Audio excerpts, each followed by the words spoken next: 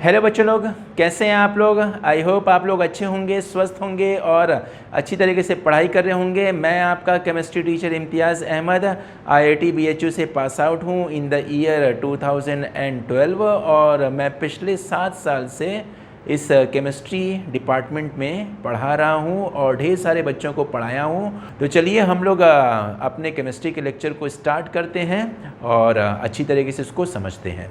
आखिरी में हम आपको बेसिसिटी ऑफ द अमीन्स बता रहे थे, तो हम लोग कल के लेक्चर को स्टार्ट करते हैं। इनफैक्ट कल के लेक्चर से ही हम लोग स्टार्ट करते हैं, टॉपिक को कंटिन्यू करते हैं। जैसे कि कल मैं आपको बता रहा था कि अगर हम लोग गैसियस फेज की बात करते हैं तो गैसियस फेज में जो अमीन का बेसिक ऑर्डर होता है वो एज यूजुअल जो एक्सपेक्टेड होता है वही होता है। कल मैंने आपको 4 एग्जाम्पल बताया था। जैसे कि पहला एग्जाम्पल मैंने आपको बताया था पहला केस मैंने आपको बताया था अमोनिया का, फिर मैंने आपको बताया था मिथाइल अमीन का, फिर मैंने आपको बताया था डाई मिथाइल अमीन और फिर ट्राई मिथाइल अमीन, मतलब कि primary amine, secondary amine, tertiary अमीन और अमोनिया। और इसमें मैंने आपको पूछा था कि अगर गैसियस फेज में हम लोग लेते हैं, किसमें, गैसियस फेज में अगर हम लोग लेते हैं तो वहाँ पे बेसिक ऑर्डर क्या होगा। तो बेसिक ऑर्डर बड़ा सिंपल सा रहता है। तो हम लोग बोलते हैं कि टर्शरी अमीन का बेसिक ऑर्डर सबसे ज़्यादा होता है, then followed by secondary amine, followed by primary amine और सबसे कम होता है अमोनिया। ये किसकी बात हो गई थी, गैसियस फेज की बात हो गई थी। पर जब हम लोग एक्वस फेज में देखते हैं सेम सब्सटेंस को, एक्वस फेज में जब हम लोग स्टडी करते हैं तो पता चलता है कि एक्वस फेज में ट्रेंड जो होता है वो एज एक्सपेक्टेड नहीं होता है, मतलब कि जो गैसियस फेज में होता है वो एक्वस फेज में नहीं होता है। तो फिर सवाल उठता है कि ऐसा क्यों हो रहा है। तो उस सवाल को क्लियरली समझने के लिए हम लोग ये देखते हैं कि बेसिक कैरेक्टर ऑफ अमीन किन किन बातों पे निर्भर करता है। तो मैंने आपको कल बताया था कि basic character of amine is decided by the following factor. 3 factor decide करता है, जिसमें कि सबसे पहला फैक्टर होता है इंडक्टिव इफेक्ट, दूसरा फैक्टर होता है स्टीयरिक हिंड्रेंस और तीसरा फैक्टर होता है सॉल्वेशन इफेक्ट। और यही तीनों इफेक्ट डिसाइड करता है कि कौन सा अमीन हायर बेसिक कैरेक्टर रखेगा और कौन सा अमीन लोअर बेसिक कैरेक्टर रखेगा। तो हम लोग इसी चीज को स्टार्ट करते हैं और देखते हैं कि इन तीनों फैक्टर से ट्रेंड कैसे प्रभावित होता है। सबसे पहले हम लोग बात करते हैं इंडक्टिव इफेक्ट की। किसकी बात करेंगे, इंडक्टिव इफेक्ट की बात करेंगे। तो इंडक्टिव इफेक्ट का जो ट्रेंड होता है वो एज नॉर्मल होता है। पता रहता है कि इंडक्टिव इफेक्ट कैसे बेसिक कैरेक्टर को चेंज करता है। तो हम लोग को पता है कि एल्किल ग्रुप जो होता है अपना कौन सा इफेक्ट एक्सर्ट करता है, प्लस आई इफेक्ट एक्सर्ट करता है। तो जितना ज्यादा एल्किल ग्रुप होगा उतना ही ज्यादा क्या हो जाएगा, बेसिक कैरेक्टर हो जाएगा। जितना ज्यादा एल्किल ग्रुप उतना ही ज्यादा बेसिक कैरेक्टर। जैसे कि हम लोग फिर से अपने एग्जाम्पल पर आते हैं। हमारा एग्जाम्पल क्या था, हमारा एग्जाम्पल था NH3 हमने लिया था, फिर हमने लिया था CH3NH2, फिर हमने लिया था CH3 ट्वाइस NH और अंत में हमारा हो गया था टर्शरी अमीन। और टर्शरी अमीन का क्या हो गया था, CH3 ट्वाइस और ये N। तो यहां पे देख रहे हैं कि अगर एल्किल ग्रुप की बात करते हैं, एल्किल ग्रुप की संख्या कितनी है, एल्किल ग्रुप, तो पहले वाले में एल्किल ग्रुप की संख्या 0 है, दूसरे वाले में एल्किल ग्रुप की संख्या 1 है, 1 मिथाइल है, तीसरे वाले में 2 एल्किल ग्रुप है और चौथे वाले में 3 एल्किल ग्रुप है। तो एल्किल ग्रुप की संख्या क्या हो रही है, एल्किल ग्रुप की संख्या इंक्रीज कर रही है। एल्किल ग्रुप की संख्या क्या हो रही है बेटा, इंक्रीज कर रही है। क्योंकि हमें पता है कि जो CH3 है, देखिए अब यहां पर CH3 और NH2, नाइट्रोजन और कार्बन 2 एटम आपस में जुड़ा हुआ है। तो नाइट्रोजन की इलेक्ट्रोनेगेटिविटी ज्यादा होती है, जिसकी वजह से इस पर पार्शियल नेगेटिव कैरेक्टर डेवलप करेगा। और क्योंकि नाइट्रोजन पे पार्शियल नेगेटिव कैरेक्टर डेवलप कर गया है तो कार्बन पर पार्शियल पॉजिटिव कैरेक्टर डेवलप करेगा। कार्बन पे पार्शियल पॉजिटिव कैरेक्टर है, तो सॉरी, नाइट्रोजन का इलेक्ट्रोनेगेटिविटी ज्यादा है। नाइट्रोजन की इलेक्ट्रोनेगेटिविटी क्या होती है, ज्यादा होती है। इसको हम लोग हटा देते हैं। नाइट्रोजन की इलेक्ट्रोनेगेटिविटी ज्यादा होती है तो ये कार्बन से सिग्मा बॉन्डेड इलेक्ट्रॉन को अपनी तरफ खींचेगा। और जब सिग्मा बॉन्डेड इलेक्ट्रॉन को अपनी तरफ खींचेगा तो हम लोग बोलते हैं कि नाइट्रोजन पे लोन पेयर की डेंसिटी क्या करेगा, इंक्रीज करेगा। तो बेसिक कैरेक्टर भी इंक्रीज करेगा। तो क्योंकि टर्शरी अमीन में तीन तीन एल्किल ग्रुप है, तो तीन एल्किल ग्रुप तीन तीन तरफ से प्लस आई इफेक्ट लगाएगा, और जब तीन तीन तरफ से प्लस आई इफेक्ट लगाएगा,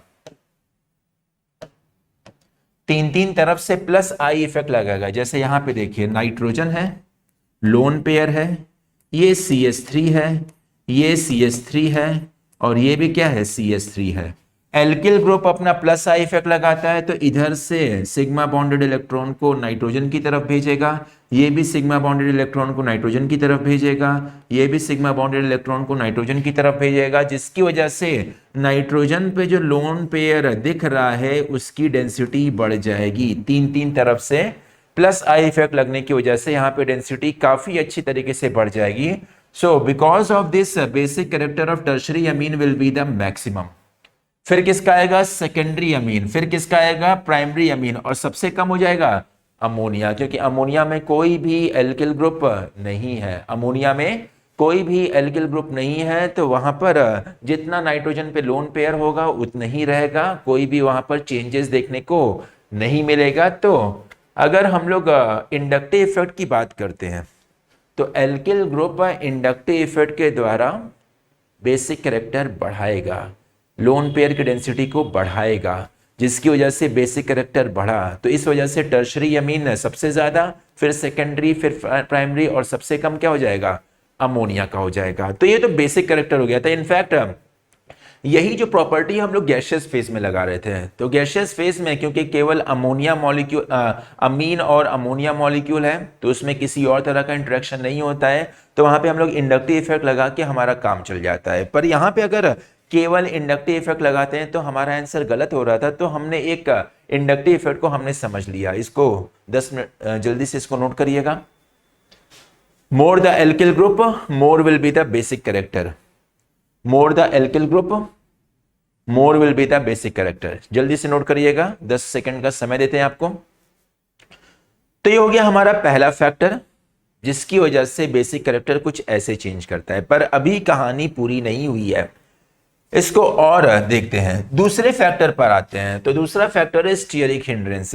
स्टीयरिक हिंड्रेंस का मतलब होता है क्राउडिंग। कहीं पर अगर क्राउडिंग ज्यादा हो जाता है, भीड़ भाड़ ज्यादा हो जाता है, तो वहां पर कुछ अलग तरह का इफेक्ट हमें देखने को मिलता है, एंड दैट अलग तरह का effect is called as steric hindrance या स्टीयरिक इफेक्ट। तो स्टीयरिक हिंड्रेंस की वजह से भी अमीन का या फिर अमोनिया का, एज कंपेयर करते हैं अमोनिया से, तो अमीन का बेसिक कैरेक्टर डिफर कर जाता है। देखिए कैसे। स्टीयरिक हिंड्रेंस में ये बोलते हैं कि जितना ज्यादा बेल्किल ग्रुप होगा, basic character is decided by the acceptance of H+ ion, कि जो हमारा मॉलिक्यूल है, चाहे वो अमीन है या फिर अमोनिया है, तो वो बेसिक कैरेक्टर कैसे डिसाइड करता है, acceptance of the H+ ion. मतलब कि लोन पेयर देना है, तो लोन पेयर किसको दे रहा है, H+ आयन को दे रहा है। मतलब कि H+ आयन जो है वो लोन पेयर पे जाकर जुड़ेगा। तो ये H+ आयन का लोन पेयर पे जाके जुड़ना वो डिसाइड करता है कि जिस जगह पे लोन पेयर है उसके आसपास कितनी क्राउडिंग है। जितनी ज्यादा क्राउडिंग होगी तो H+ को अटैक करने में उतना ही दिक्कत होगा, और जितना कम क्राउडिंग होगा तो H+ आयन को अटैक करना उतना ही आसान हो जाएगा। तो यही बात हम यहां पर कर रहे हैं कि basic character is decided bye acceptance of H+ ion. More the stearic hindrance, laser will be the H+ ion acceptance, and hence laser will be the basic nature. जैसे कि फॉर एग्जांपल अगर हम लोग अमोनिया की बात करते हैं, किसकी, अमोनिया की बात करते हैं, तो हमें पता है कि अमोनिया के नाइट्रोजन पे लोन पेयर है, और जब नाइट्रोजन पे लोन पेयर है तो इसको क्या करना है, H+ आयन के साथ जुड़ना है, तभी तो हमें पता चलेगा कि अमोनिया जो होता है वो बेसिक कैरेक्टर शो करता है, लोन पेयर जो है H+ आयन को देता है। अब अमोनिया के स्ट्रक्चर को देखा जाए तो अमोनिया का स्ट्रक्चर काफी सिंपल होता है, हाइड्रोजन हो गया, हाइड्रोजन हो गया, हाइड्रोजन हो गया। कल मैंने आपको बताया था कि अमोनिया का ज्योमेट्री जो होता है वो टेट्राहेड्रल होता है, और स्ट्रक्चर जो होता है वो ट्राइगोनल प्लेनर होता है। तो यहाँ पे H+ आयन को क्या करना है, अटैक करना है। तो H+ आयन को क्योंकि अटैक करना है, देखिए अमोनिया में हाइड्रोजन एटम है, और हाइड्रोजन एटम काफी छोटा एटम है, जिसकी वजह से नाइट्रोजन पे किसी भी तरह का भीड़ भाड़ नहीं बन रहा है। हाइड्रोजन एटम इज वेरी छोटा एटम, जिसकी वजह से नाइट्रोजन के आसपास कोई भीड़ भाड़ नहीं है। तो क्योंकि भीड़ भाड़ नहीं है तो इस वजह से H प्लस आयन का जो अटैक होता है काफी अच्छी तरीके से हो जाता है और ये क्या बना देता है, अमोनियम आयन का फॉर्मेशन कर लेता है, मतलब कि कॉन्जुगेट एसिड का फॉर्मेशन कर जाता है। पर वहीं अगर हम लोग प्राइमरी अमीन की बात करते हैं, प्राइमरी अमीन जैसे कि हमने CH3NH2 ले लिया, तो CH3NH2 का स्ट्रक्चर देखिएगा, यहां पर हो गया CH3, ये H हो गया, ये H हो गया और यहां पे लोन पेयर है। अब ये जो CH3 है वो एक छोटा सा ग्रुप नहीं है, that is a bulky group. क्या है बेटा, ये एक बल्की ग्रुप को रिप्रेजेंट करता है, that is a bulky group. अब क्योंकि ये बल्कीनेस यहां पे आ रहा है तो H प्लस आयन को क्या करना है, अटैक करना है। तो क्योंकि यहां पर क्राउडिंग इंक्रीज कर रहा है तो इस वजह से H प्लस आयन को अटैक करने में थोड़ा सा दिक्कत होगा, मतलब कि H प्लस आयन वह एरिया खोजेगा जहां पर हिंड्रेंस कम होगा। अब क्योंकि यहां पर एक जगह CH3 ग्रुप जुड़ गया है तो एक एरिया जो है, एक स्पेस जो है वहां पर क्राउडिंग क्रिएट हो गया है, तो ऑब्वियस सी बात है कि H प्लस साइन उधर से अटैक करना पसंद नहीं करेगा, वो एक खाली जगह को खोजेगा। तो इस वजह से यहां पर H प्लस आयन को अटैक करने में थोड़ी सी दिक्कत फील हो रही है। वहीं अगर हम लोग सेकेंडरी अमीन की बात करते हैं, जैसे कि सेकेंडरी अमीन ये हो गया, यहां पे हमने CH3 लगा दिया, यहां पे हमने CH3 लगा दिया और ये क्या है, H है। अब यहां पे दो दो बल्की ग्रुप है तो ये दो दो बल्की ग्रुप क्या करेगा, H प्लस आयन को अटैक करने से और रोकेगा। और वहीं अगर हमने टर्शरी अमीन ले लिया, टर्शरी अमीन के केस में देखिए पूरा का पूरा यहां पर क्या है, बल्की ग्रुप है, तीन तीन बल्की ग्रुप हो गया। अब क्योंकि बल्की ग्रुप की संख्या बढ़ गई है तो नाइट्रोजन के आसपास स्पेस जो है काफी क्राउडेड हो गया है, तो इस क्राउडिंग की वजह से H प्लस आयन को अटैक करने में काफी दिक्कत होगी। तो टर्शरी अमीन अपना बेसिक कैरेक्टर उतना अच्छी तरीके से शो नहीं कर पाएगा जितना अच्छी तरीके से अमोनिया अपना बेसिक कैरेक्टर को शो करता है।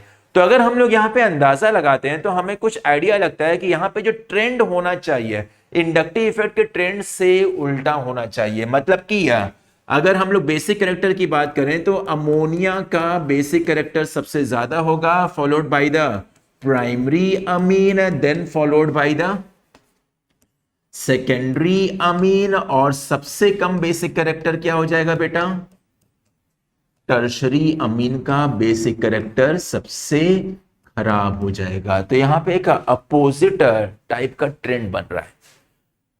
तो देख रहे यही जो चीज है वो आंसर को अब चेंज करने की क्षमता रखता है। आई होप आपको स्टेरिक हिंड्रेंस वाला फैक्टर समझ में आ गया। और यही आपको देखना है कि अगर कहीं पर बेसिक कैरेक्टर के बारे में पूछ रहा है, नाइट्रोजन के बेसिक कैरेक्टर के बारे में पूछ रहा है, तो आपको वहां पर केवल इंडक्टिव इफेक्ट को ध्यान में नहीं रखना पड़ेगा, उसके अलावा देखना पड़ेगा कि क्या यहां पर कोई क्राउडिंग वाला भी फैक्टर इंक्लूडेड तो नहीं है। अगर क्राउडिंग वाला फैक्टर इंक्लूडेड दिख रहा है तो जरूर क्राउडिंग को महत्व दीजिएगा, वो जो है इन बेसिक कैरेक्टर को चेंज करने की क्षमता रखता है। आई होप आपको इस बात समझ में आ गया होगा, तो नोट करिएगा।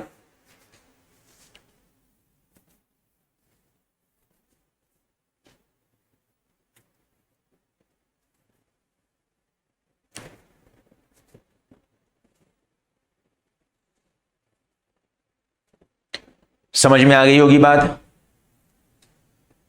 तो इंडक्टिव इफेक्ट हमने यूज किया तो टर्शरी, सेकेंडरी, प्राइमरी, अमोनिया। और अगर हमने स्टेरिक हिंड्रेंस को काउंट में लाया, बस स्टेरिक हिंड्रेंस देख रहे हैं, केवल अगर स्टेरिक हिंड्रेंस को काउंट में ला रहे हैं तो अमोनिया का बेसिक कैरेक्टर ज्यादा होगा, followed by primary Amin, secondary amine, और सबसे खराब क्या हो जाएगा, टर्शरी अमीन का। तो that is a steric hindrance, ये दूसरा इफेक्ट हो गया। ठीक है, अब यह है कि हमने इंडक्टिव इफेक्ट को समझ लिया, स्टेरिक हिंड्रेंस को समझ लिया। एक और इफेक्ट जो प्ले करता है that is the solvation effect. और सॉल्वेशन इफेक्ट हम लोग लेंगे जब सॉल्वेंट वाटर होगा। That's why sometimes solvation effect is also called as hydration effect, या हाइड्रेशन एनर्जी से भी हम लोग करते हैं। Solvation is a common name, solvent की वजह से जो इफेक्ट आ रहा है that is called as solvation effect. अगर वही हमारा सॉल्वेंट वाटर हो गया then that effect will be called as hydration, that effect will be called as hydration effect. तो देखते हैं कि सॉल्वेशन इफेक्ट कैसे बेसिक कैरेक्टर को चेंज करता है। देखिएगा what is a solvation effect. If conjugate acid, अब यहां पे हम लोग देखेंगे कॉन्जुगेट एसिड में formed is stabilized by solvation effect then basic character will increase. मतलब कि जो हमारा बेस है वो H प्लस आयन को एक्सेप्ट करेगा। तो H प्लस आयन को एक्सेप्ट करने के बाद कॉन्जुगेट एसिड बनाएगा। अब जो कॉन्जुगेट एसिड बनेगा उसमें देखेंगे कि उसकी स्टेबिलिटी कितनी अच्छी है। अगर कॉन्जुगेट एसिड की stability due to solvent water की वजह से बढ़ रही है तो ऑब्वियस सी बात है कि इक्विलिब्रियम जो है वो फॉरवर्ड डायरेक्शन में जाएगा, और इक्विलिब्रियम जब फॉरवर्ड डायरेक्शन में जाएगा तो बेसिक कैरेक्टर को क्या करेगा, इंक्रीज करेगा। जैसे कि हम सबसे सिंपल केस लेके चलते हैं अमोनिया का, NH3। अमोनिया जो है वो H प्लस आयन को एक्सेप्ट करके बनाएगा अमोनियम आयन। ये तो हमने अटैक करा दिया, अमोनियम आयन का फॉर्मेशन कर दिया। ये आपका बेस है और ये आपका कॉन्जुगेट एसिड हो गया। तो हम लोग यहीं पे देखेंगे कि ये कॉन्जुगेट एसिड की स्टेबिलिटी क्या है, इसकी स्टेबिलिटी की बात करते हैं। और स्टेबिलिटी हम लोग किस में देखेंगे, सॉल्वेंट। और सॉल्वेंट हमने यहां पे क्या लिया है, वाटर लिया है। तो यहां पे देखिए जो अमोनियम आयन बना है, नाइट्रोजन है, इधर हाइड्रोजन है, यहां पर हाइड्रोजन है, इधर हाइड्रोजन है और इधर हाइड्रोजन है। That is having a tetrahedral geometry. और शेप भी क्या हो जाएगा, टेट्राहेड्रल हो जाएगा, क्योंकि लोन पेयर जो है वो H प्लस आयन के साथ बॉन्ड बना दिया है। क्योंकि नाइट्रोजन अपना लोन पेयर दिया है तो नाइट्रोजन पे कौन सा चार्ज आ जाएगा, पॉजिटिव चार्ज आ जाएगा। क्या आ जाएगा बेटा, पॉजिटिव चार्ज आ जाएगा। अब यहां पे हम लोग सॉल्वेंट में क्या ले रहे हैं, वाटर। और हमें पता है कि water is a polar molecule. Water कैसा मॉलिक्यूल है, पोलर मॉलिक्यूल है। जैसे कि यहां पे देखिए water is a polar molecule, तो हमने यहां पर H2O लिख दिया, OH2 लिख दिया। Water is a polar molecule, जहां पर ऑक्सीजन पे पार्शियल कौन सा चार्ज है, पार्शियल नेगेटिव चार्ज है। और यहां पे हाइड्रोजन पे कौन सा चार्ज आएगा, पार्शियल पॉजिटिव आएगा। क्योंकि नाइट्रोजन पे पॉजिटिव चार्ज है तो नाइट्रोजन की इलेक्ट्रोनेगेटिविटी बढ़ गई। जब नाइट्रोजन की इलेक्ट्रोनेगेटिविटी बढ़ गई है तो हाइड्रोजन के साथ बॉन्डेड इलेक्ट्रॉन को अपनी तरफ खींचेगा, तो ऑब्वियस सी बात है कि हाइड्रोजन पे पार्शियल पॉजिटिव चार्ज आएगा। दूसरी बात हम लोग ये देख रहे हैं कि वाटर का ऑक्सीजन और अमोनियम आयन का हाइड्रोजन के बीच में क्या बनेगा, हाइड्रोजन बॉन्ड का फॉर्मेशन होगा। That is the formation of hydrogen bond. अभी तो हमने केवल एक हाइड्रोजन से देखा है, यहां पर हम देख रहे हैं कि चार चार हाइड्रोजन है। तो ऑब्वियस सी बात है कि चारों की चारों हाइड्रोजन क्या करेगा, हाइड्रोजन बॉन्ड बनाएगा। यहां पे भी हाइड्रोजन बॉन्ड बन गया और यहां पे भी हाइड्रोजन बॉन्ड बन गया और यहां पे भी हाइड्रोजन बॉन्ड बन गया। तो चारों हाइड्रोजन क्या कर रहा है, हाइड्रोजन बॉन्ड बना रहा है। और क्योंकि यहां पे वीक बॉन्ड का फॉर्मेशन हो रहा है, then it will be causing a release of energy. यहां पे क्या हो जाएगा, रिलीज ऑफ एनर्जी। क्योंकि ये एक्सोथर्मिक प्रोसेस हो गया, सॉल्वेशन के बाद एनर्जी रिलीज हो रही है। जब एनर्जी रिलीज हो रही है तो ऑब्वियस सी बात है कि स्टेबिलिटी क्या कर जाएगा, stability will increase, stability will increase. तो हम लोग बोलते हैं कि जो अमोनिया है, ammonia H plus ion accept करने के बाद अमोनियम आयन बनाता है, कॉन्जुगेट एसिड बनाता है। और अमोनियम आयन जो है सॉल्वेंट में, वाटर में हाइड्रोजन बॉन्ड बनाने लगता है because of the hydrogen atom. उसके पास हाइड्रोजन है और वाटर के पास ऑक्सीजन है, तो हाइड्रोजन बॉन्ड बनाने लगता है। क्योंकि यहाँ पे चार चार हाइड्रोजन है तो चार चार हाइड्रोजन बॉन्ड बनेगा। हाइड्रोजन बॉन्ड बनने से सिस्टम को ज्यादा स्टेबिलिटी मिलेगी, और जब सिस्टम को ज्यादा स्टेबिलिटी मिलेगी तो अमोनियम आयन स्टेबल होगा। और जब अमोनियम आयन स्टेबल होगा तो इक्विलिब्रियम कहां शिफ्ट करेगा, आगे की तरफ शिफ्ट करेगा। तो हम लोग बोलते हैं कि अमोनिया जो है बेसिक कैरेक्टर अच्छे से शो करेगा, अमोनिया बेसिक कैरेक्टर अच्छे से शो करेगा। वही अगर हम लोग दूसरी बात करते हैं, प्राइमरी अमीन है, जैसे कि यहां पे हमने लग दिया CH3NH2। तो प्राइमरी अमीन जो है वो H प्लस आयन एक्सेप्ट करने के बाद यहां पे क्या बनाएगा, प्राइमरी अमोनियम आयन बनाएगा। तो CH3NH3 प्लस हो जाएगा। यहां पे देखिए जो आपका कॉन्जुगेट एसिड बना हुआ है उसमें हाइड्रोजन की संख्या कितनी है, 3 है। पहले हाइड्रोजन कितना था? 4 था। यहां पे कितना था? 4 था। इधर कितना है? 3 है। तो ऑब्वियस सी बात है कि हाइड्रोजन बॉन्ड बनने की संख्या क्या हो जाएगी? कम हो जाएगी। जब हाइड्रोजन बॉन्ड बनने की संख्या कम हो जाएगी तो एनर्जी रिलीज भी कम हो जाएगा। एनर्जी रिलीज कम हो जाएगा तो स्टेबिलिटी भी कम हो जाएगा। तो जिसकी वजह से हम लोग बोलते हैं कि ये वाला जो कॉन्जुगेट एसिड है as compare to this ammonium ion is less stable, तो इसकी स्टेबिलिटी कम है तो इक्विलिब्रियम आगे की तरफ कम जाएगा, मतलब कि बेसिक कैरेक्टर यहां पर कम होगा। तो अल्टीमेटली हम लोग देखते हैं कि सॉल्वेशन इफेक्ट की वजह से अमोनिया का बेसिक कैरेक्टर सबसे ज्यादा होगा, followed by the primary Amin, followed by the secondary amine, और सबसे खराब क्या हो जाएगा? टर्शरी अमीन का। सबसे खराब हो जाएगा टर्शरी अमीन का, सॉरी, सबसे खराब हो जाएगा टर्शरी अमीन का। तो इसी को हम लोग बोलते हैं solvation effect. That is a very very important effect. बच्चों को क्या होता है कि बच्चे इंडक्टिव इफेक्ट तो लगा लेते हैं, दूसरे बच्चे जो होते हैं वो स्टेरिक इफेक्ट भी लगा लेते हैं, पर कुछ बच्चे जो होते हैं वो सॉल्वेशन इफेक्ट को मिस कर जाते हैं, जिसकी वजह से आंसर थोड़ा सा गड़बड़ा जाता है, पर इजी है। आई होप समझ में आ गया होगा। थोड़ा सा ट्रिकी है पर इजी है। थोड़ा सा एक बार आप अपने से रिवाइज करेंगे, the thing will be get more clear. Note it down.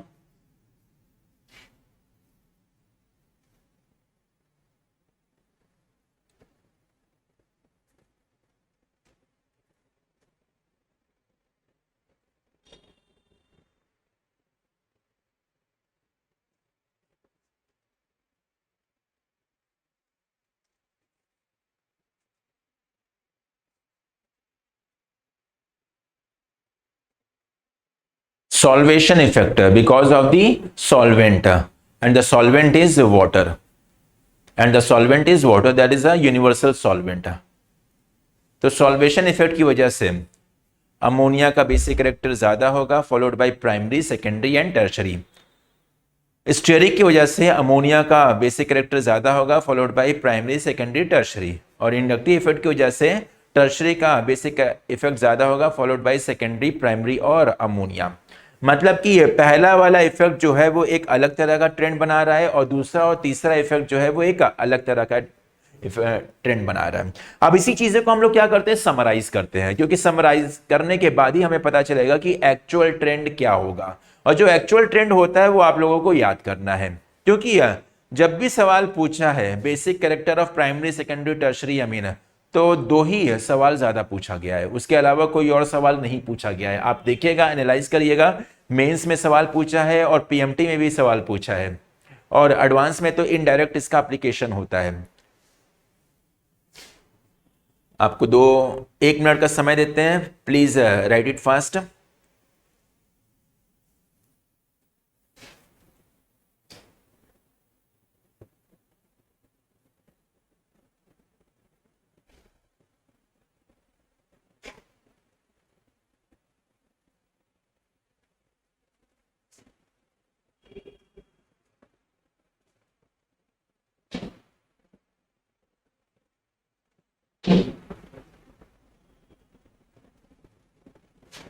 Moving to next, summarize करते हैं सब कुछ। जब हम लोग समराइज करते हैं तो देखिए, इंडक्टिव इफेक्ट की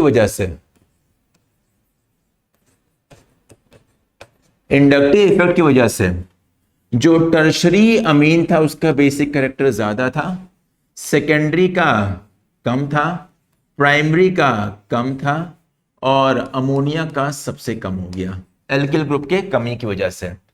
जब हम लोग स्टीयरिक हिंड्रेंस अप्लाई करते हैं तो ट्रेंड उल्टा हो जाता है, अमोनिया का ज्यादा हो जाता है, फॉलोड बाय प्राइमरी, फिर सेकेंडरी और फिर टर्शरी। और अगर हम लोग सॉल्वेशन इफेक्ट लगाते हैं, क्या लगाते हैं? सॉल्वेशन इफेक्ट लगाते हैं। सॉल्वेशन में हम किसकी बात कर रहे हैं? Hydration, because solvent is water. तो सॉल्वेशन इफेक्ट लगाते हैं तो ट्रेंड यही रहता है, अमोनिया का सबसे ज्यादा because of the stability of conjugate base, फिर प्राइमरी, फिर सेकेंडरी और फिर टर्शरी। अब इसी की वजह से ट्रेंड जो होता है थोड़ा सा डिस्टर्ब हो जाता है। अब इसमें 2 ट्रेंड आपको याद करना है। पहला आपको यह याद करना है कि if alkyl group is a CH3, अगर एल्किल ग्रुप CH3 हो गया तो उस केस में जो ट्रेंड होता है, टर्शरी वाला सबसे आगे नहीं होगा, सबसे आगे सेकेंडरी वाला हो जाएगा, फिर प्राइमरी वाला हो जाएगा, फिर टर्शरी वाला हो जाएगा, और फिर अमोनिया हो जाएगा। That is the trend. ये ट्रेंड है, इसको आपको याद करना है, क्योंकि जस्टिफिकेशन हम लोग ऐसे ही देते हैं। अब देखिए, ये ट्रेंड को अगर जस्टिफाई करना है तो हम 3 फैक्टर्स पर हम लोग जस्टिफाई कर सकते हैं कि इसी की वजह से ये ट्रेंड ऐसा होता है। अब क्यों ऐसा हो रहा है, क्यों टर्शरी वाला इधर नहीं आया, प्राइमरी वाला उधर नहीं गया, ये हम लोग प्रैक्टिकल वैल्यूज को लेकर जस्टिफाई करते हैं कि हमने प्रैक्टिकल वैल्यूज देखा है तो इसमें हमारा ये ट्रेंड आ रहा है। तो अगर CH3 ग्रुप हो गया तो ट्रेंड ऐसा हो गया। पर इनकेस एक और सवाल ये पूछा गया है कि इफ एल्किल ग्रुप CH3 से थोड़ा सा बढ़ा दें, एल्किल ग्रुप को क्या करें, CH3 की जगह C2H5 कर दें, क्या कर लें बेटा, C2H5 कर दें, तो इस केस में ट्रेंड वैसे ही रहेगा, टर्शरी जो है बस थोड़ा सा आगे आ जाएगा और ट्रेंड हो जाएगा सेकेंडरी, फिर टर्शरी, फिर प्राइमरी, और फिर अमोनिया का हो जाएगा, फिर अमोनिया का हो जाएगा, फिर अमोनिया का हो जाएगा। तो ये ट्रेंड हो जाएगा कब, जब हमने CH3 लिया, और दूसरी तरफ कब, जब हमने C2H5 लिया है। तो इस केस में ट्रेंड आपका ही हो जाएगा। तो ऑब्वियस सी बात है कि आपको आंसर मिल गया। अब इसमें कुछ और सवाल बनता है, जैसे कि कुछ बच्चे पूछते हैं कि सर अगर सॉल्वेंट में हमने वाटर नहीं लिया, हमने ईथर ले लिया, बेंजीन ले लिया, कुछ और ले लिया, सॉल्वेंट में हमने वाटर नहीं लिया, या कुछ बच्चे ऐसे पूछते हैं कि सर अगर हम लोग स्टीयरिक हिंड्रेंस हटा दें तब क्या होगा। अगर तीनों में से कोई भी इफेक्ट हटेगा, जैसे कि हटना है, कौन सा हटेगा, या तो सॉल्वेशन को हम लोग हटा सकते हैं, या तो हम लोग स्टीयरिक हिंड्रेंस हटा सकते हैं। जैसे कि अगर कोई प्लेनर मॉलिक्यूल हो गया तो वहां पे स्टीयरिक हिंड्रेंस हम लोग नहीं लाते हैं। अगर कोई सॉल्वेंट, अगर हमने वाटर नहीं लिया तो वहां पर हम लोग stability of the conjugate acid को हम लोग काउंट में नहीं लाएंगे। तो इनकेस अगर सॉल्वेशन इफेक्ट या स्टीयरिक हिंड्रेंस में से कोई भी एक इफेक्ट हट गया, तुरंत पूरा का पूरा जो ऑर्डर होगा वो इंडक्टिव इफेक्ट अपने अनुसार बनाएगा। तो मतलब कि तब इंडक्टिव इफेक्ट मजबूत बन जाएगा, और जब इंडक्टिव इफेक्ट मजबूत बन जाएगा तो वो क्या करेगा, पूरे ट्रेंड को अपने हिसाब से बनाना स्टार्ट करेगा। मतलब कि फिर से क्या हो जाएगा, टर्शरी, सेकेंडरी, प्राइमरी, और फिर अमोनिया। जैसे कि हमने जो गैसियस फेज लिया था, ठीक है, गैसियस फेज जो हमने लिया था, तो वहां पे कौन सा फैक्टर हटा है बेटा, सॉल्वेंट वाला फैक्टर हट गया। तो क्योंकि सॉल्वेंट वाला फैक्टर हट गया तो अभी भी वहां पे 2 फैक्टर लग रहा है। पहला फैक्टर कौन सा लग रहा है, इंडक्टिव इफेक्ट, और दूसरा फैक्टर कौन सा लग रहा है, स्टीयरिक हिंड्रेंस वाला इफेक्ट लग रहा है। अब स्टीयरिक हिंड्रेंस वाला इफेक्ट उतना भी मजबूत इफेक्ट नहीं है, जिसकी वजह से इंडक्टिव इफेक्ट पूरे के पूरे ट्रेंड को अपने हिसाब से बनाना स्टार्ट करता है। यहां पे अगर कोई पूछता है कि यहां पे टर्शरी पीछे था पर यहां पे टर्शरी जो है वो आगे चला गया, किस वजह से, ये इंडक्टिव इफेक्ट की वजह से, because of the inductive effect. Ethyl group का इंडक्टिव इफेक्ट मिथाइल ग्रुप के इंडक्टिव इफेक्ट से ज्यादा होता है, तो इस वजह से ये थोड़ा सा आगे चला जाएगा किसी भी मॉलिक्यूलर पर ये लगे। तो इसको नोट कर लीजिएगा, ये समराइज हमने किया है वो नोट कर लीजिएगा, इंपॉर्टेंट है, दैट इज इंपॉर्टेंट, जल्दी से बेटा, इंपॉर्टेंट।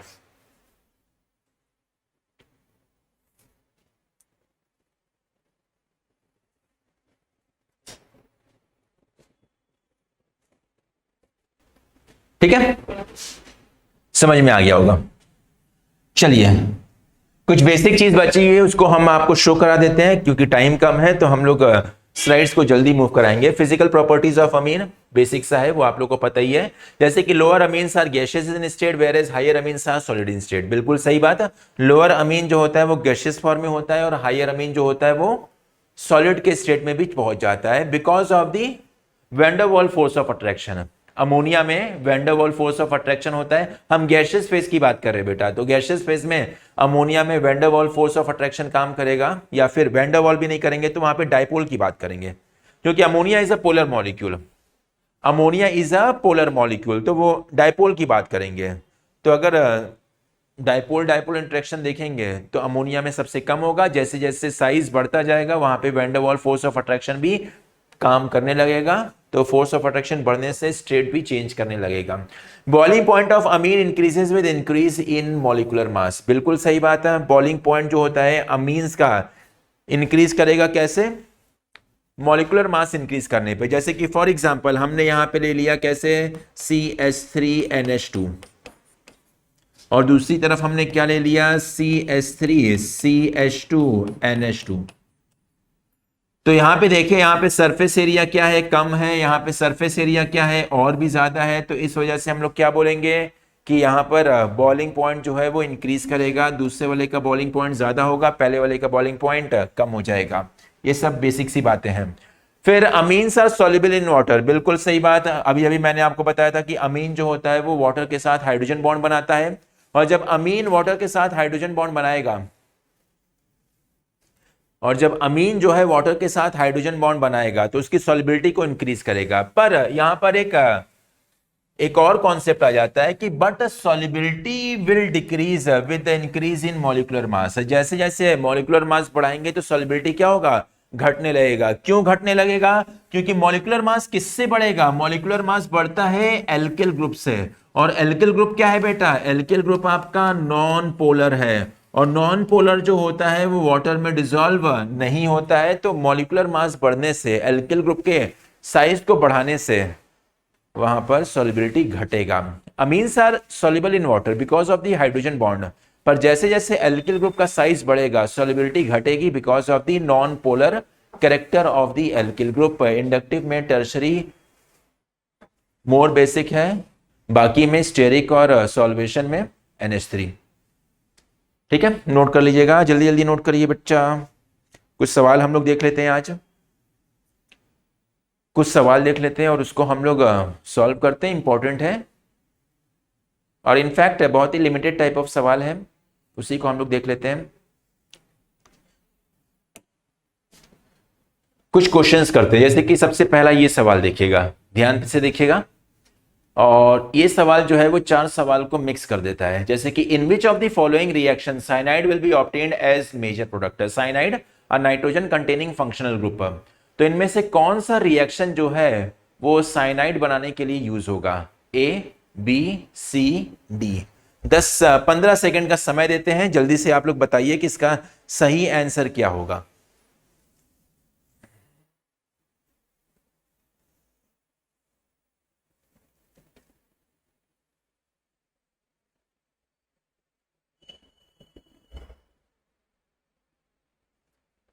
इनमें से कौन सा रिएक्शन साइनाइड बनाने का एक अच्छा तरीका है, कौन सा अच्छा तरीका है, बाकी क्यों अच्छा तरीका नहीं है, बाकी में क्या गड़बड़ी है। मतलब कि एक सवाल पे हम लोग 4 सवाल कर सकते हैं, और वही हमें बताना है। यहां पे देखिए पहले वाले ए ऑप्शन में हम लोग यूज कर रहे हैं किसको, LiAlH4, and LiAlH4 is a reducing agent. अच्छा खासा ये रिड्यूसिंग एजेंट की तरह काम कर रहा है। अब जब ये रिड्यूसिंग एजेंट की तरह काम कर रहा है तो ए में जो प्रोडक्ट बनेगा कीटोन को क्या करेगा, रिड्यूस करेगा। It will B reducing a ketone, और जब कीटोन को ये रिड्यूस करेगा तो किस में रिड्यूस कर देगा, एल्कोहल में रिड्यूस कर देगा। तो यहाँ पर OH हो जाएगा, और यहाँ पे क्या हो जाएगा, आपका H हो जाएगा, एडिशन ऑफ हाइड्रोजन हो जाएगा, एंड देन CH3। तो फर्स्ट का में प्रोडक्ट ये होगा, एल्कोहल का फॉर्मेशन होगा। तो ये वाला तो नहीं हुआ। बी वाले की बात करते हैं, NaOH और Br2 है, और यहां पर क्या है, अमाइड ग्रुप है, that is a amide group. जैसे ही आपको अमाइड दिख जाए और अमाइड के बाद आपको रिएक्शन करा दे NaOH और Br2 के साथ, तो तुरंत आपको समझ जाइए कि this reaction is a Hofmann bromamide reaction. This is a Hofmann bromamide reaction. बहुत ही इंपॉर्टेंट रिएक्शन है और बहुत ही सिंपल सा रिएक्शन है। ये हॉफमैन ब्रोमामाइड रिएक्शन को रिप्रेजेंट करता है। हॉफमैन ब्रोमामाइड रिएक्शन करता क्या है, जैसे कि बी में हॉफमैन ब्रोमामाइड रिएक्शन जो है वो अमाइड को चेंज करता है, किसमें, प्राइमरी अमीन में। किसमें, प्राइमरी अमीन में ये चेंज करता है, किसके द्वारा, NaOH और Br2 के द्वारा। तो जब ये अमाइड को प्राइमरी अमीन में चेंज करेगा तो यहाँ पे प्रोडक्ट जो होगा वो कुछ ऐसा दिखेगा, पीएच वैसे ही लगेगा, CO जो है वो एलिमिनेट कर देगा और यहाँ पे आपको मिल जाएगा NH2। तो बी का आंसर क्या हो जाएगा, एनिलीन का फॉर्मेशन होगा। तो यहां पर आपको क्या मिल जाएगा, एनिलीन मिल जाएगा। पर हमें क्या बनाना है, साइनाइड, तो बी नहीं होगा।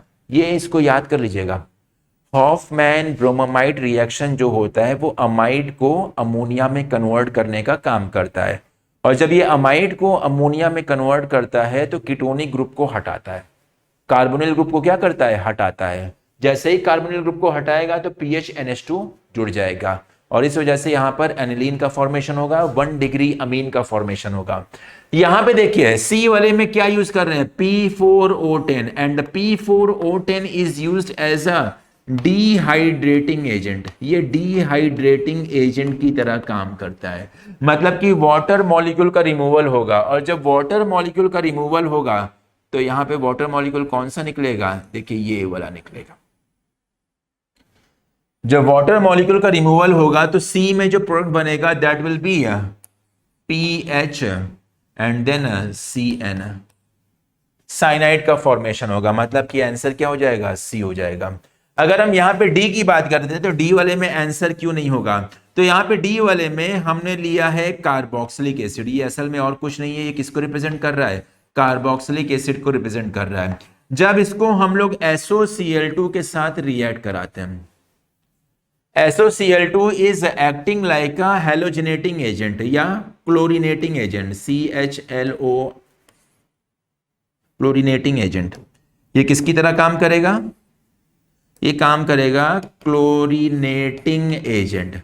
जब ये क्लोरीनेटिंग एजेंट की तरह काम करेगा तो ये बनाएगा एसिड हैलाइड का फॉर्मेशन करेगा। किसका, एसिड हैलाइड। और जब इस एसिड हैलाइड को हम लोग रिएक्ट कराते हैं किसके साथ, अमोनिया के साथ रिएक्ट कराते हैं, तो अमोनिया के साथ रिएक्ट करने के बाद यहां पे बन जाएगा अमाइड का फॉर्मेशन होगा, CONH2। तो डी वाले में अमाइड का फॉर्मेशन हो जाएगा। तो आंसर क्या हो जाएगा, सी हो जाएगा, याद कर लीजिएगा। LiAlH4 रिड्यूसिंग एजेंट की तरह काम करता है, कीटोन को एल्कोहल में चेंज करेगा।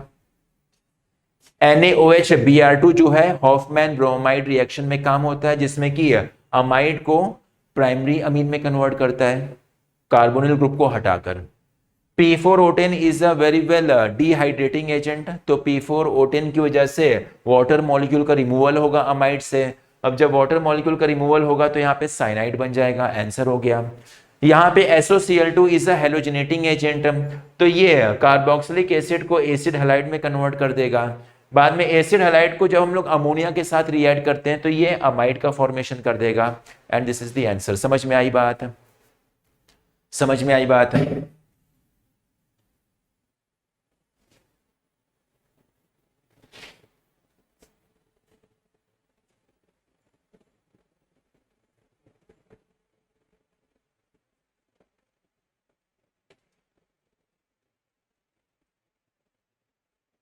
ठीक है,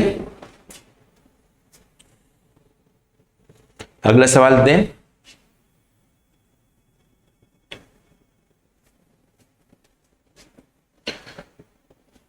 हॉफमैन ब्रोमामाइड रिएक्शन, याद कर लीजिए, हॉफमैन ब्रोमामाइड रिएक्शन।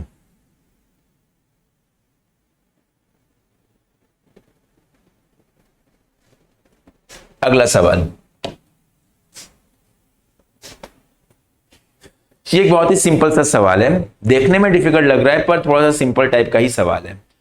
यहाँ पे हमारे पास दो बेंजीन है और दोनों बेंजीन आपस में जुड़ा हुआ है और NH2 ग्रुप भी जुड़ा हुआ है। इसको हम लोग रिएक्ट करा रहे हैं NaNO2 H2SO4 के साथ। तो बताइए यहाँ पे जो प्रोडक्ट बनेगा वो क्या बनेगा, what will be the product formation, और कैसे, कौन सा प्रोडक्ट बनेगा और कैसे बनेगा।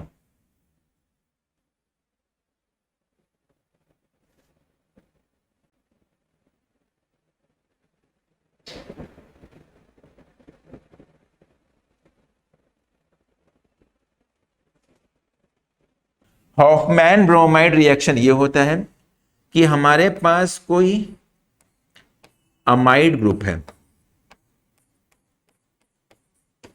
और ये अमाइड कैसा होना चाहिए, प्राइमरी अमाइड होना चाहिए।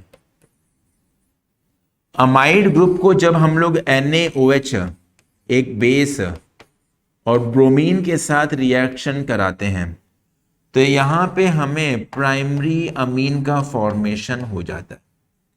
यहां पे हमें क्या हो जाता है, प्राइमरी अमीन का फॉर्मेशन हो जाता है। This conversion of primary amide into primary amine by the help of bromine in basic medium is called Hofmann bromamide reaction. Bromamide reaction, conversion of primary amide into primary amine by the help of bromine in basic medium is called Hofmann bromamide reaction। Note कर लीजिएगा इसको, Hofmann bromamide reaction।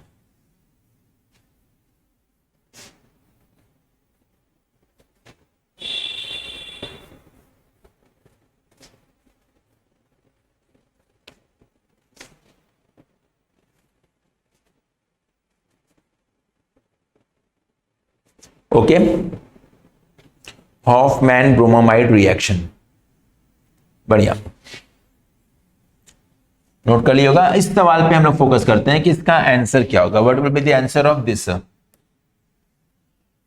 यहां पे देखिए reagent जो है वो NaNO2 और H2SO4 ले रहे हैं।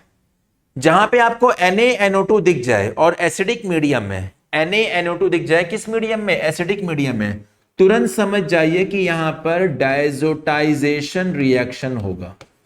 That is a very important type of reaction, डायजोटाइजेशन reaction.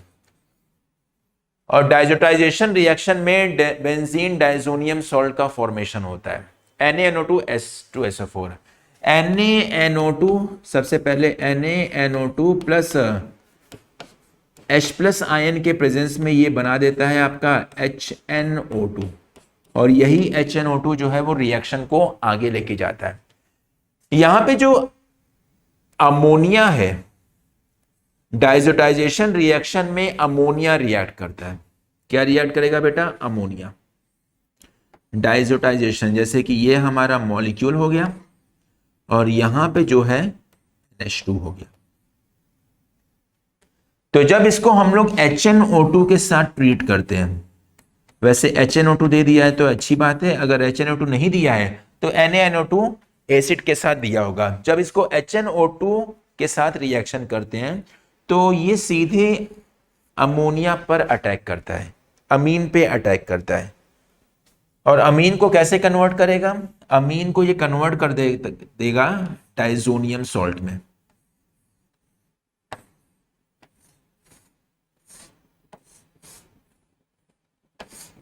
सब कुछ वैसा रहेगा, यहां पे हो जाएगा N2+।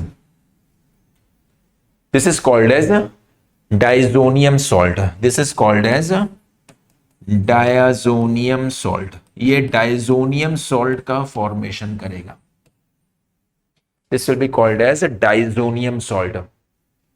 ठीक है, डायजोनियम सॉल्ट। जैसे यहां पे N2 पे प्लस आया तो यहां पे होता क्या है कि इस कार्बन पे इलेक्ट्रॉन डेंसिटी घट जाती है। नाइट्रोजन पे पॉजिटिव चार्ज है, इलेक्ट्रॉन नेगेटिविटी बढ़ेगा तो बॉन्डेड पेयर ऑफ इलेक्ट्रॉन को अपनी तरफ खींचेगा, तो यहां पर इस कार्बन पे इलेक्ट्रॉन डेंसिटी घट जाती है। जब यहां पे इलेक्ट्रॉन डेंसिटी घट जाती है तो यहां पर स्टार्ट होता है nucleophilic substitution reaction, nucleophilic substitution reaction. और इस बेंजीन का इलेक्ट्रॉन जो है यहां पे इसके साथ बॉन्ड बनाता है और नाइट्रोजन जो है पूरा का पूरा बॉन्डेड पेयर ऑफ इलेक्ट्रॉन को अपनी तरफ खींच के लेके जाता है। जब पूरा का पूरा बॉन्डेड पेयर ऑफ इलेक्ट्रॉन को अपनी तरफ खींच के लेके जाएगा तो यहां पे आपका बन जाएगा क्या, नाइट्रोजन बाहर निकल गया, और नाइट्रोजन बाहर निकलने के बाद यहां पे आपका हो जाएगा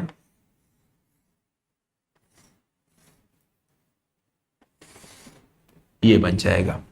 अगर इसमें बात किया जाए तो इसमें सब कुछ वैसे ही रहेगा, बस यहां पर क्या हो जाएगा, पॉजिटिव चार्ज आ जाएगा।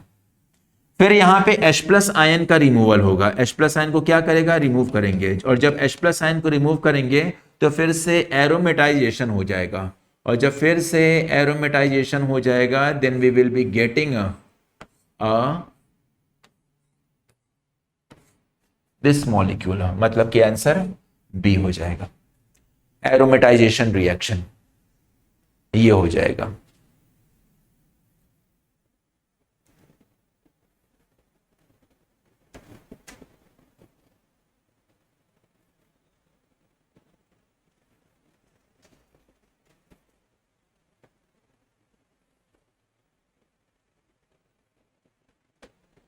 डायजोटाइजेशन reaction, note it down, डायजोटाइजेशन reaction, ring का फॉर्मेशन,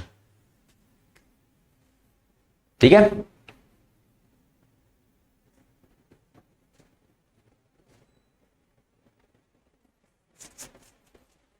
डायजोटाइजेशन रिएक्शन, रिंग का फॉर्मेशन। और इस सवाल का आंसर बताइए, विच of the following isomer of C8H9NO is the weakest base. इसमें से सबसे खराब बेस किसका होता है। एक बहुत ही सिंपल टाइप का सवाल है, बेसिक कैरेक्टर पर मैंने आपको बताया था कि बेसिक कैरेक्टर का सवाल पूछा जाता है, तो ये एक सवाल है बेसिक कैरेक्टर का। Ortho amino acetophenone, para amino acetophenone, meta amino acetophenone और एसिटानिलाइड, इनमें से किसका बेसिक कैरेक्टर सबसे खराब होगा। अब ये सवाल जो है उतना भी डिफिकल्ट नहीं है, बस डिफिकल्ट किसकी वजह से हुआ है, नेम की वजह से हुआ है। डिफिकल्ट किसकी वजह से हुआ है, नेम की वजह से हुआ है। बच्चों को नाम लिखना, नाम का मॉलिक्यूल बनाना आता ही नहीं है, इसलिए मैंने आपको बताया था कि nomenclature is a very important lecture, very important topic है, जहां पर आपको IUPAC नाम लिखने का तरीका पता चलता है। यहाँ पे तो सबका IUPAC नाम लिखा हुआ है, एक का कॉमन नेम भी लिखा हुआ है, तो आपसे पूछा जाता है कि किसका बेसिक कैरेक्टर सबसे खराब है। तो इसको करने के लिए सबसे पहले हम लोग मॉलिक्यूल बनाते हैं। ऑर्थो अमीनो एसिटोफिनोन, मतलब कि एसिटोफिनोन के ऑर्थो पोजीशन पर अमीन ग्रुप है, बना देते हैं। तो देखिए ए का स्ट्रक्चर क्या होगा, पहले हम लोग एसिटोफिनोन बनाते हैं, तो एसिटोफिनोन का स्ट्रक्चर होता है ये, this is called as acetophenone, COCH3, C6H5COCH3 is called as acetophenone. Ortho amino मतलब कि ऑर्थो पोजीशन पर NH2 ग्रुप है, कौन सा ग्रुप है, NH2 ग्रुप है,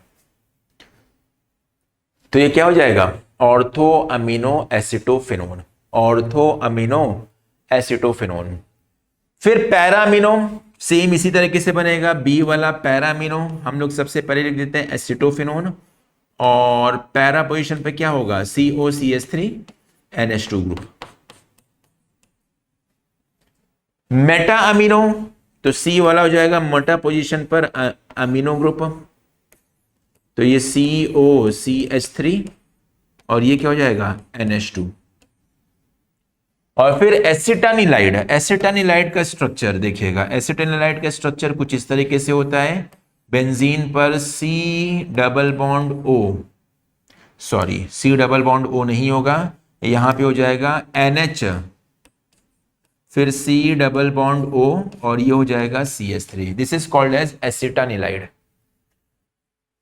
ये स्ट्रक्चर है, ortho amino acetophenone, para amino acetophenone, meta amino acetophenone और अंत में हो गया एसिटानिलाइड। अब इसमें पूछ रहा है कि कहां पे बेसिक कैरेक्टर सबसे खराब है।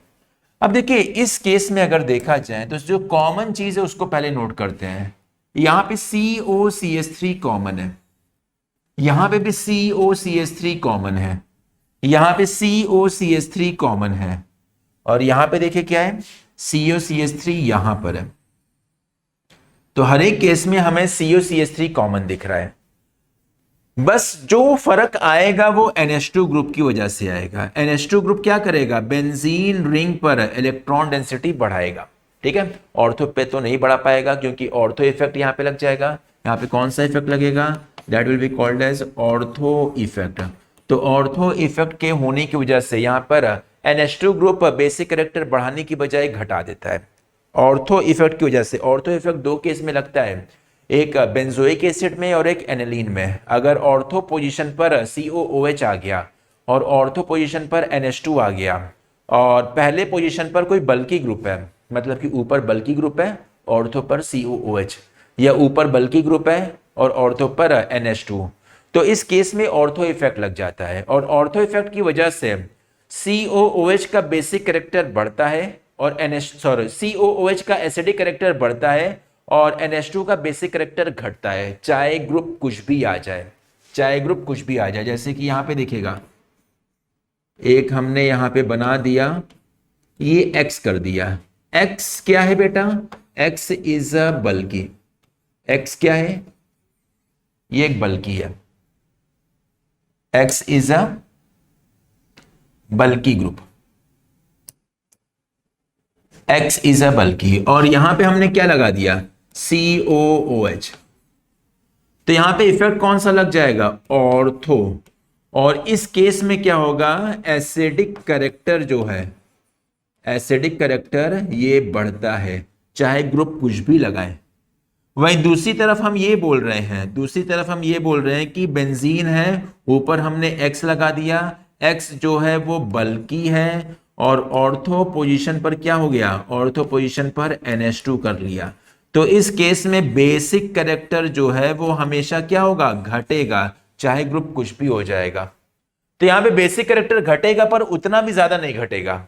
यहां पर NH2 जो है अपना लोन पेयर को डीलोकलाइज करेगा, यहां पे भी NH2 जो है अपने लोन पेयर को क्या करेगा? डीलोकलाइज करेगा। तो मतलब कि बेंजीन पे इलेक्ट्रॉन डेंसिटी बढ़ाएगा। बी में इलेक्ट्रॉन डेंसिटी बढ़ा, बेसिक कैरेक्टर बढ़ा। सी में इलेक्ट्रॉन डेंसिटी बढ़ा, बेसिक कैरेक्टर बढ़ा। यहां पे ऑर्थो इफेक्ट की वजह से इलेक्ट्रॉन डेंसिटी घटेगा, बेसिक कैरेक्टर क्या होगा? घटेगा। पर सबसे ज्यादा बेसिक कैरेक्टर जो घटेगा वो इसका घटेगा, क्योंकि नाइट्रोजन का जो लोन पेयर है इसके पास अब दो जगह जाने का है, या तो ये बेंजीन पर आ सकता है या तो ये कार्बोनिल ग्रुप की तरफ जा सकता है। इसी को हम लोग बोलते हैं cross conjugation, that is called as cross conjugation. और क्रॉस कॉन्जुगेशन की वजह से बेसिक कैरेक्टर क्या होगा? काफी अच्छी तरीके से घट जाएगा। बेंजीन पे उतना अच्छा बेसिक कैरेक्टर बन ही नहीं पाएगा। यहां पर क्या है? नाइट्रोजन का लोन पेयर बेंजीन पे जाने के लिए तैयार है पर ऑर्थो इफेक्ट की वजह से नहीं जा पा रहा है, तो कोई ज्यादा भी फर्क नहीं आया। यहां पे नाइट्रोजन का लोन पेयर बेंजीन पे जाने के लिए तैयार है और जाएगा भी जाएगा, प्लस R इफेक्ट लगाएगा। यहां पे भी नाइट्रोजन का लोन पेयर बेंजीन पे जाने के लिए तैयार है तो प्लस R इफेक्ट लगाएगा। तो यहां पे बेंजीन पर इलेक्ट्रॉन डेंसिटी बढ़ाया, बेंजीन पे इलेक्ट्रॉन डेंसिटी बढ़ाया, ये बेंजीन पे इलेक्ट्रॉन डेंसिटी बढ़ा नहीं रहा है, थोड़ा सा घटा रहा है। पर यहां पे नाइट्रोजन का लोन पेयर बेंजीन पे भी जा सकता है और इधर कार्बोनिल ग्रुप पे भी जा सकता है, क्योंकि लोन पेयर डबल बॉन्ड के साथ कॉन्जुगेशन में है, लोन पेयर रिंग के साथ कॉन्जुगेशन में है। तो यहां पे लोन पेयर की पॉसिबिलिटी अब दोनों तरफ जा रहा है, 50% इधर भी जा सकता है, 50% उधर भी जा सकता है, जिसकी वजह से बेसिक कैरेक्टर बेंजीन का उतना अच्छा नहीं बढ़ पाएगा। तो इसलिए हम लोग बोलते हैं कि इसका आंसर क्या हो जाएगा? D will be the answer. So D will be the answer.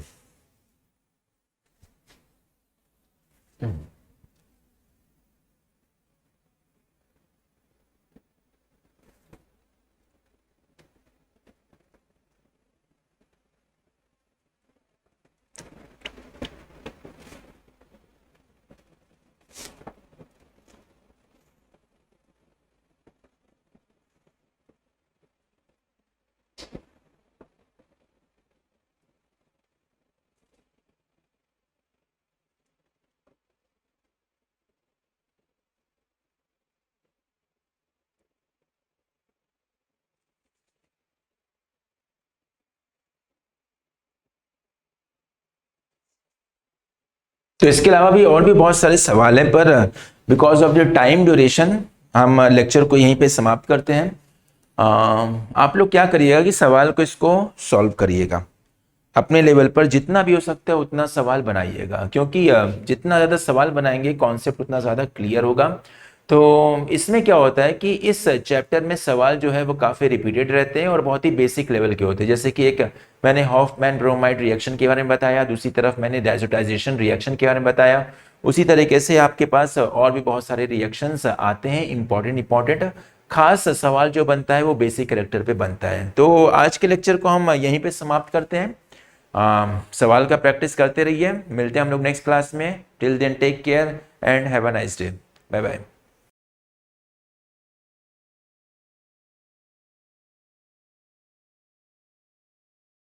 बने रहिए।